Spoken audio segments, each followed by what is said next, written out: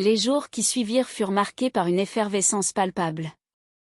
Anna et ses voisins se réunirent régulièrement pour discuter des préparatifs de la journée des semences anciennes. Chacun apportait ses connaissances, ses compétences et même ses propres ressources. Les enfants, quant à eux, étaient impatients d'en apprendre davantage sur ces variétés mystérieuses. Un samedi matin, alors que le soleil se levait doucement, Anna invita tout le monde à se retrouver dans le jardin. Elle avait préparé des pancartes colorées pour indiquer les différents stands, un pour l'histoire des semences, un autre pour les techniques de plantation, et encore un pour les recettes à base des fruits et légumes cultivés. Le jardin était devenu un véritable point de rencontre, où l'enthousiasme et la curiosité se mêlaient dans l'air. Les enfants, armés de pelles et de paquets de graines, se dispersèrent rapidement dans les allées, prêts à créer leurs propres petites parcelles. Anna les encourageait, offrant des conseils et partageant des anecdotes sur chaque variété.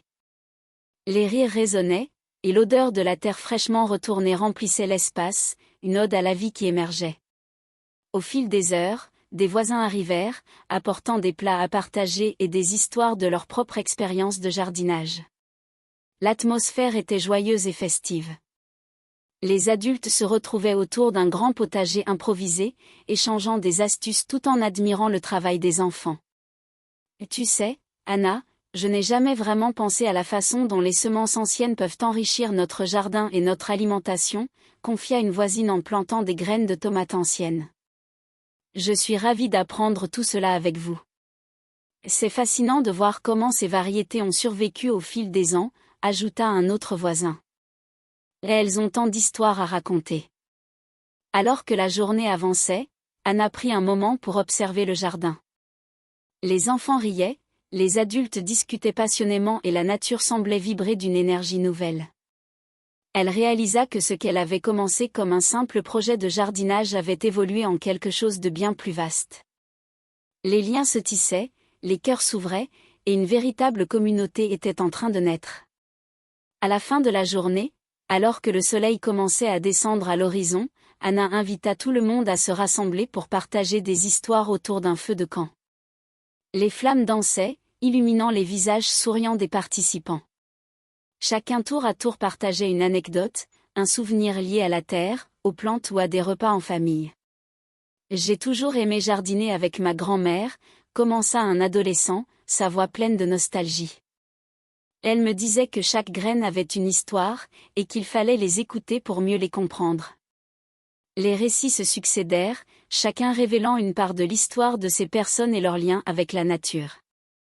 Anna, émue, réalisa que cette journée avait non seulement permis de semer des graines dans le jardin, mais aussi dans les cœurs de chacun.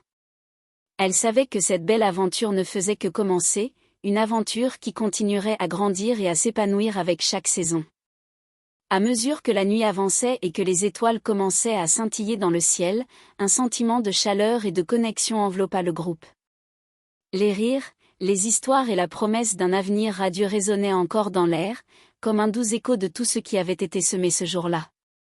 Et tandis que la lune montait haut, éclatant de mille feux, Anna sentit en elle une confiance renouvelée. Elle savait que, main dans la main avec ses voisins, ils allaient continuer à cultiver non seulement un jardin, mais aussi une communauté forte et unie, où chaque graine plantée représentait un pas vers un avenir plus durable et solidaire. Ensemble, ils allaient écrire une nouvelle page de leur histoire, celle où la nature et l'humanité s'entrelacent pour donner vie à un monde meilleur, un jardin à la fois.